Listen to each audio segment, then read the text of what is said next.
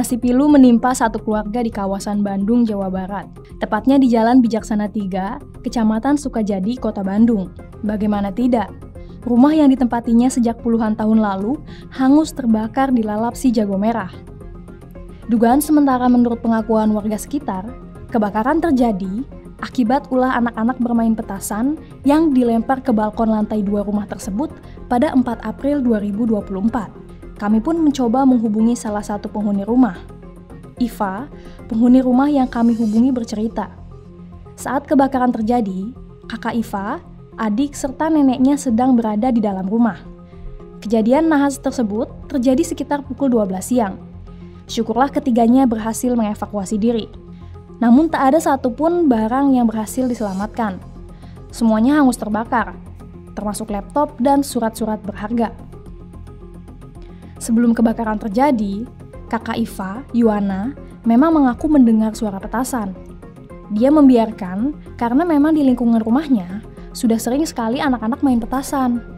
Tak hanya malam hari, namun siang hari seperti kejadian kebakaran tersebut. Saat hendak mengevakuasi diri, Yuana juga mengaku melihat api berasal dari balkon lantai 2. Tak pernah terbayangkan bila rumahnya akan habis terbakar karena petasan. Hingga saat ini, Yuana dan keluarganya sedang berusaha mencari tahu siapa yang melempar petasan ke rumahnya.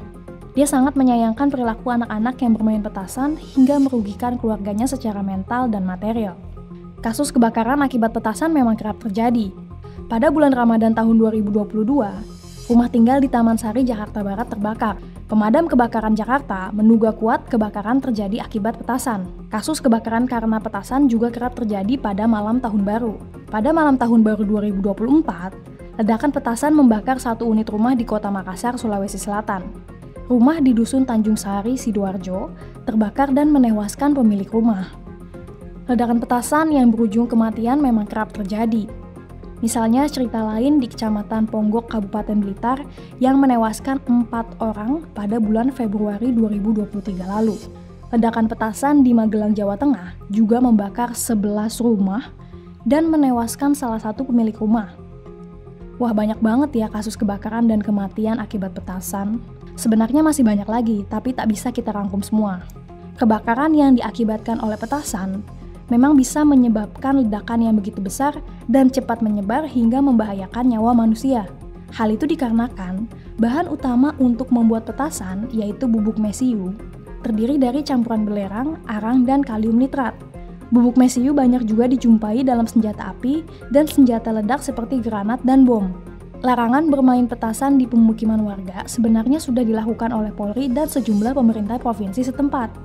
Dilansir dari website Humas Polri, masyarakat dilarang untuk bermain petasan karena bisa mengakibatkan kebakaran, luka bakar, hingga kematian. Polri mengungkapkan mereka akan memberikan sanksi hukum jika ada yang bermain dan melempar petasan sembarangan.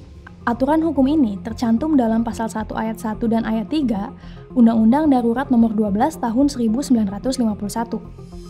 Sedangkan, jika bahan petasan meledak dan menyebabkan kebakaran hingga korban jiwa, maka akan dikenakan pasal-pasal dalam KUHP, misalnya pasal 359 KUHP.